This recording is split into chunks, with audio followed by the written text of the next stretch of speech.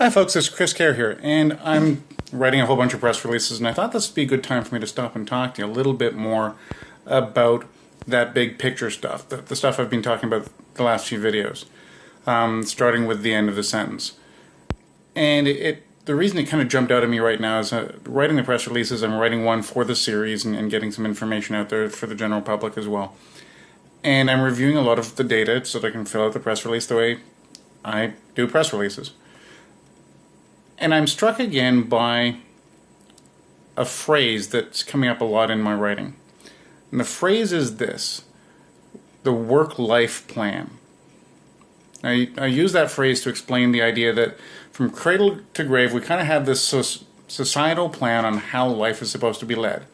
You start off, your parents look after you for the first couple of years, you have daycare, then you go to kindergarten and school for 13 years or what have you, and then you go to university for another 4 to 7 to 10 years, and then you get into your productive working life and you have another 40-year career on top of that. Then you hit early retirement and you take another 20, 30, 40 years of your life not doing a whole lot, but maybe doing some things that are a little more fun. That's the plan. Very few people actually get to live that plan, but that's the plan. Very few people have ever been able to live that plan. But now with the information that Monster released recently, where the average person's jobs last about a year and then they move on to something else, they get fired. That's the latest news from Monsters. It's now become average, normal, for people to have only 1 year at a time in any given job. Well, if you only have a year in any one given job, how do you ever get to do things like pay back your student loans, pay for a car, buy a house, get married, have kids, save for future? How do you get to do all that stuff if you only have a job for a year? That doesn't make a lot of sense, does it?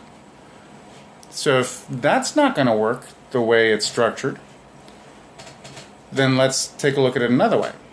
Let's say you get lucky and you get to have the 40 years in the same cubicle office doing whatever you got to do and you're okay.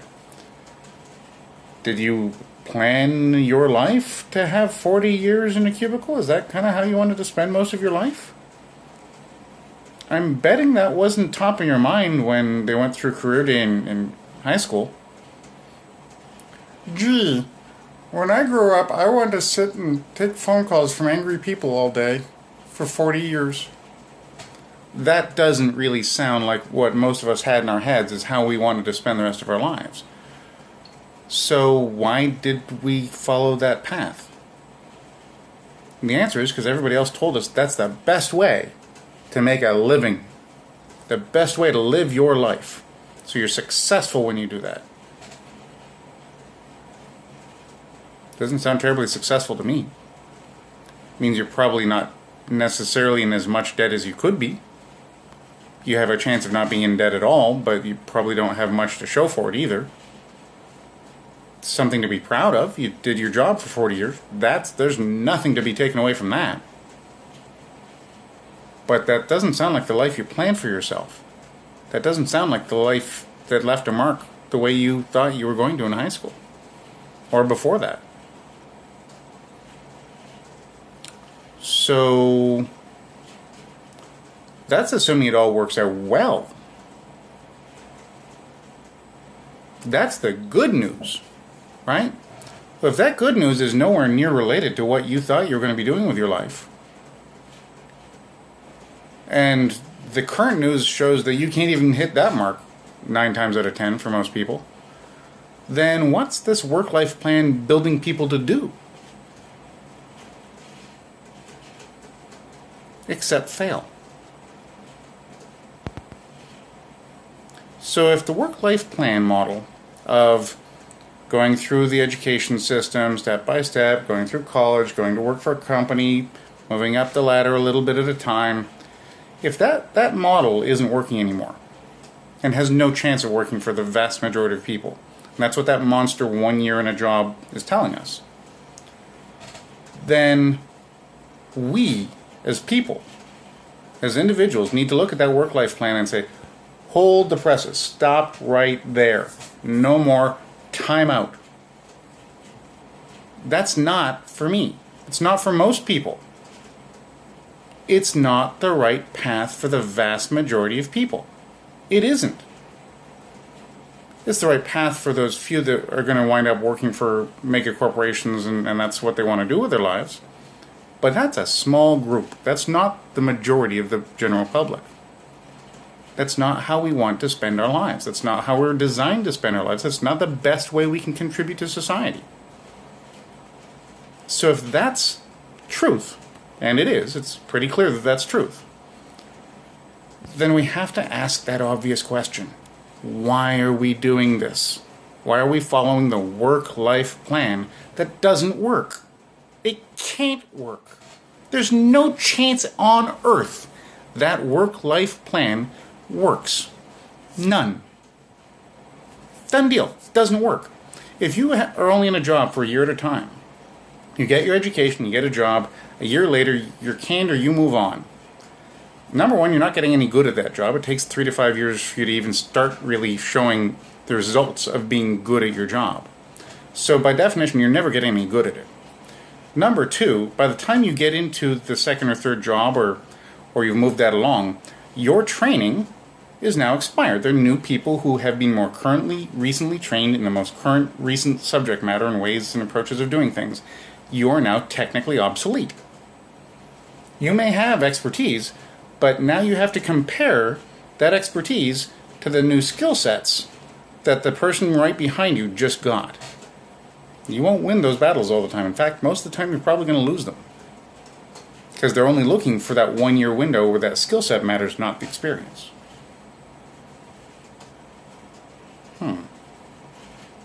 That doesn't sound very helpful. Doesn't sound like a great plan to be able to pay off your student loans, does it? So, in order for you to compete with the new skill person, right, that means you need to take time off and go back to school.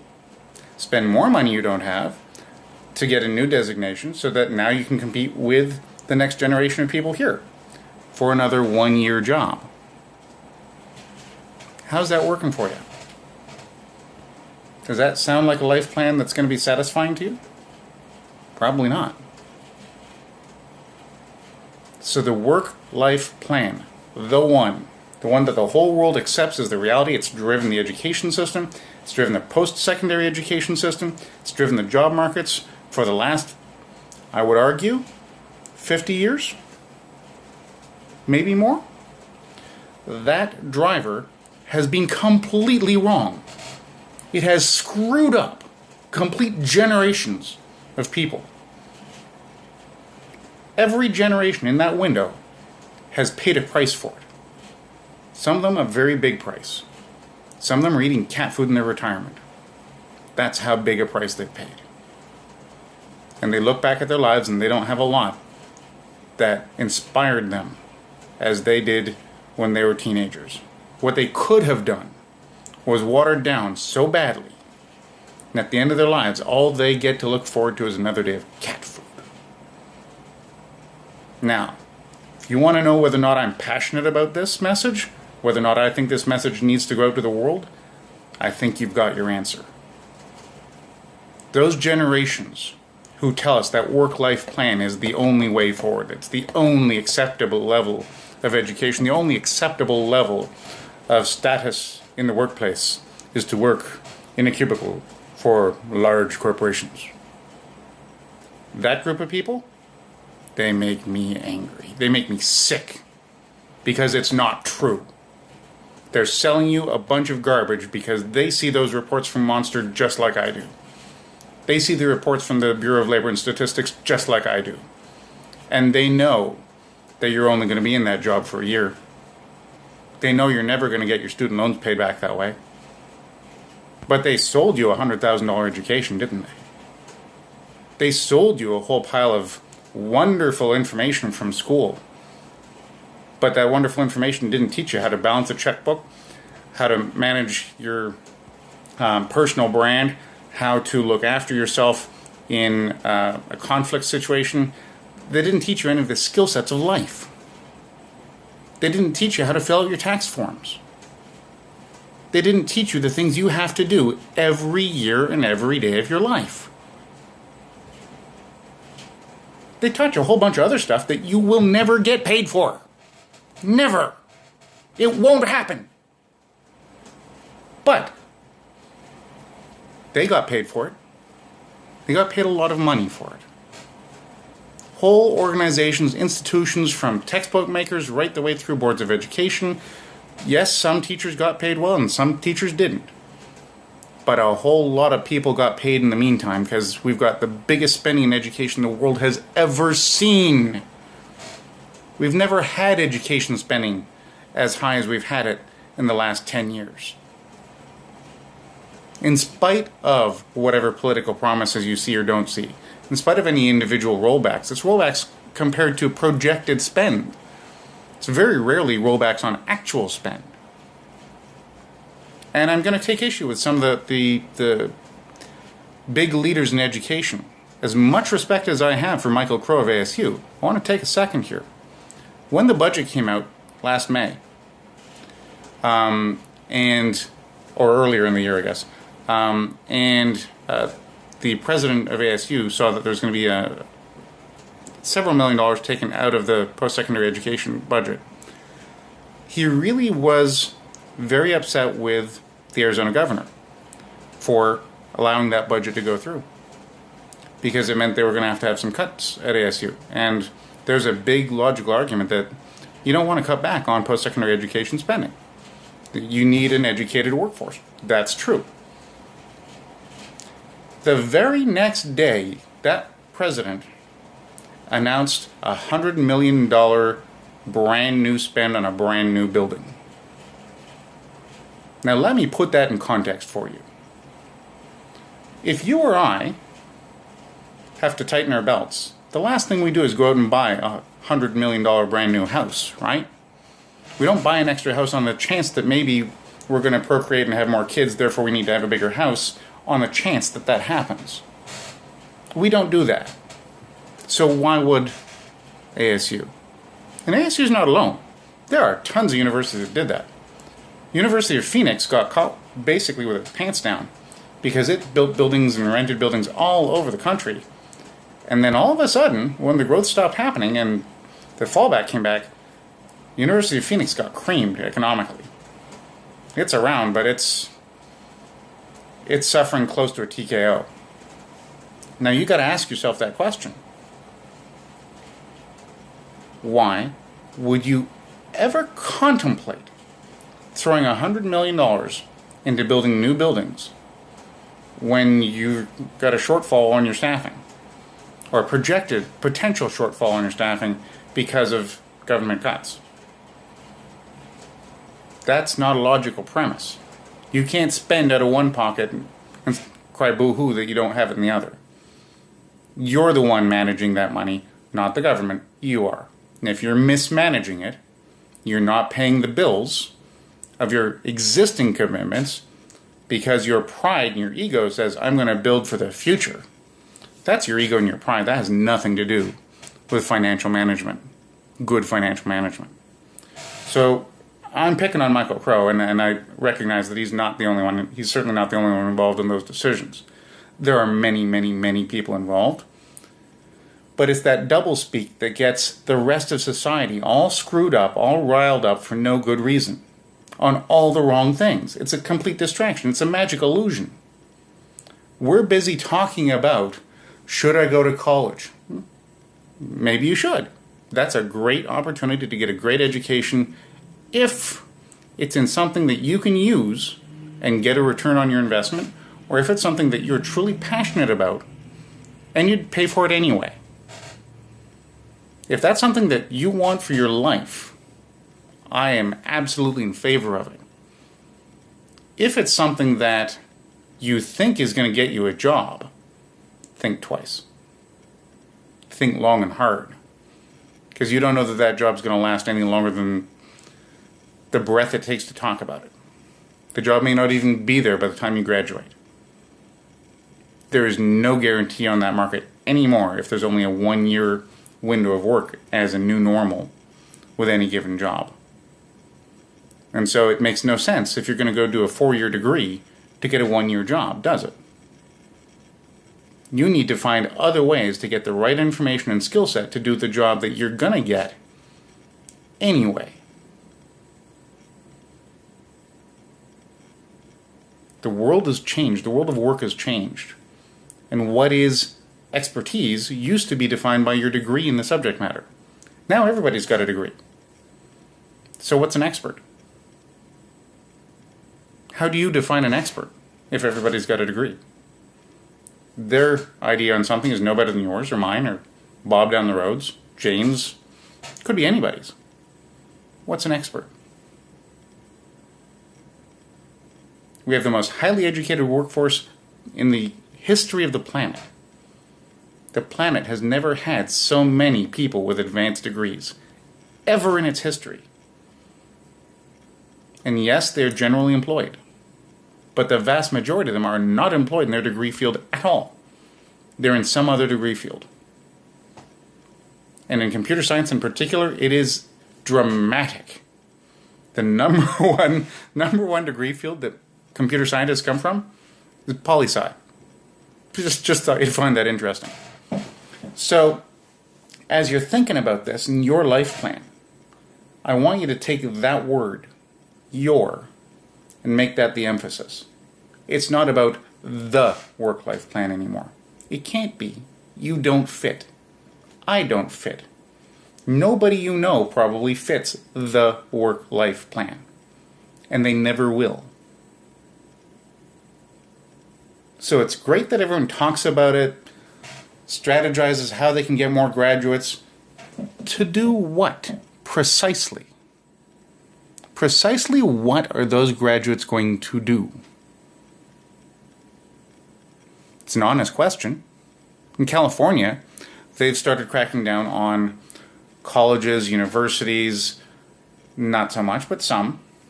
But all the private sector training companies that say, if you do this, we have a 90% hiring rate for our graduates. If there's anything that talks about that, the state of California and a couple of other states are really going after those companies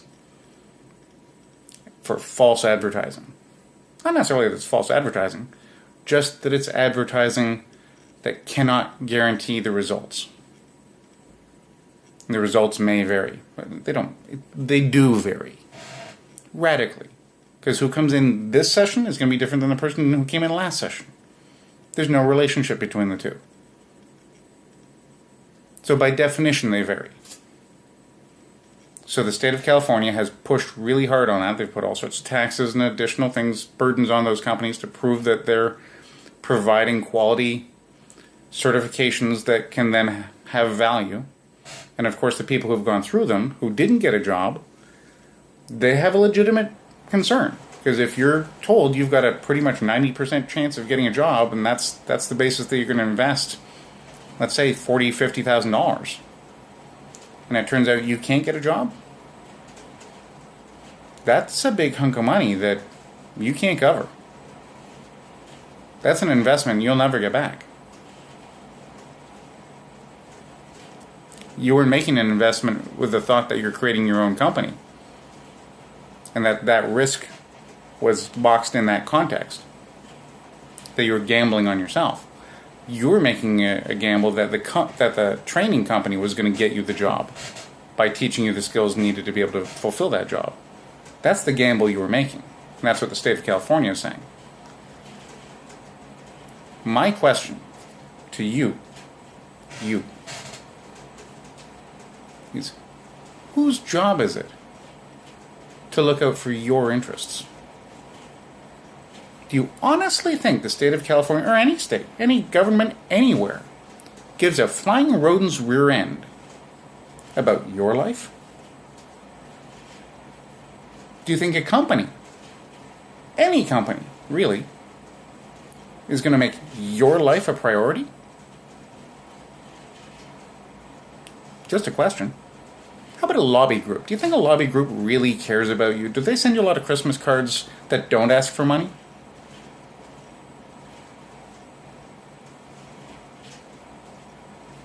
Is there a single politician that even gives a flying care about you? Or is it just long enough to get your vote? It's nobody else's job but yours. You're the only one who can make that choice as to what's best for your life. There's nobody else. You've got to make that choice. Once you've made that choice, you're the one who has to go make sure it happens. Because nobody else is going to do it for you. They may support you or they may not. You know the very popular show, The Biggest Loser? A lot of the success stories that came from it then turned out to have issues, because when the people came back from the show, the big recurring complaint was that their home life didn't support the successes they'd had with the results of the work on the show. The hardest part wasn't the show. The hardest part was coming back to the family life and the people around them that undermined their success.